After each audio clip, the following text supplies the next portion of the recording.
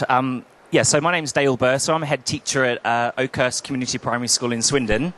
And together with my colleagues, we worked out on the way here from Swindon. We've probably got about 45 years teaching experience, and I think we've had about 15 different experiences in schools. Now, we're not claiming to be experts on reading, but what we do want to do today is to share with you and celebrate how the Home Reading Diary has worked for us. Thank you. Okay, I'm Jill Jones. I'm Deputy Head at Oakhurst. I've been with Dell from the beginning of the journey, and it was around when we introduced the books. If I can just talk to you as a literacy coordinator's point of view, at the beginning of our journey starting up the school, our vision for reading at Oakhurst was reading for pleasure, and some research I read recently from the Institute of Education says children who read for pleasure are likely to do significantly better at school than their peers. So how do the books, the reading diaries, support us at school? In the packs that you've got, you'll see there's information for parents. So we try to use, when you hold reading workshops for parents, we try to use that information to really train our parents how to use the books and how beneficial they can be. Alongside the reading diaries, you can have a whole class reading chart, which Paul will tell you a lot about. We have those displayed in every classroom in the school. So there's a real buzz around visually. Parents can see how many nights my child has read. The children are like, oh, I get another sticker on my chart. We've also used the charts to hold lots of reading challenges to really make that feeling of, take a photo of you reading in an extreme place. As an individual, how many nights can you read in a month as necessary? So they had a movie and popcorn reward. So if I hand over now to my colleague who's in the classroom more, he'll tell you how it works for him. Thank you, Jill. Okay, good morning everyone. My name's Paul Strange and I'm coming from the classroom's perspective really. I've been at Oakhurst for a couple of years and I'm now Year 3-4 phase leader. And I thought coming here, the best place to start really is with my children and my class, because essentially they're the ones who are using these books very often. They are the ones who they work for. So I asked them just before I came just to jot down some things that they've noticed about their diaries, what they like about them, how they use them, and I've got just a couple of quotes here.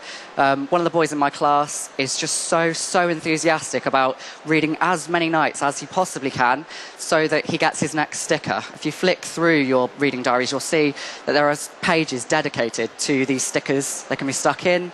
Children are absolutely hot on this. They love it. They'll come in and the first thing they say to me in the morning is, I've got to 75, can you stick it in, can you sign my certificate? And I love that, and it's one of the things that these diaries have really inspired, is that ownership over, I've read this number of nights, I'm proud of that, and it's just excellent really.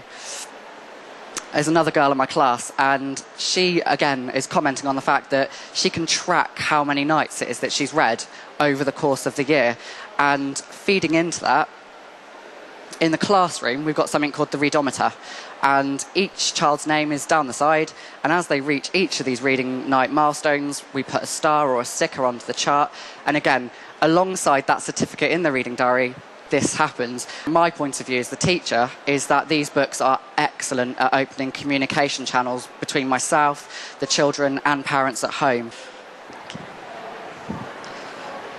Hi everyone, I'm here to talk about it from a parent's point of view. My son in Key Stage 1 was a very reluctant reader, a typical boy. He used to bring this home and we both used to dread it. I used to think, what on earth am I going to fill these pages with? It was a real battle. It wasn't fun for either of us. The old diary was uninspiring and daunting for both of us. And then he moved to Oakhurst and came home with this. And it was like a revolution, really. We were both quite interested to look and see what was inside the reading diary. He couldn't wait to make the silly faces in the book. If we were reading a book about monsters, he'd try and turn that face into a monster. From my own experience, I do try and be a supportive parent, but I didn't really know what I could do to get my son more interested in reading. So I found the helpful hints in the book really, really useful. Maths for the last 3 years, reading has been the highest. But to me, that's irrelevant. For us, it's the love of reading. And right from the beginning, as soon as children come in, our philosophy is reading happens from the beginning and it is enjoyable experience.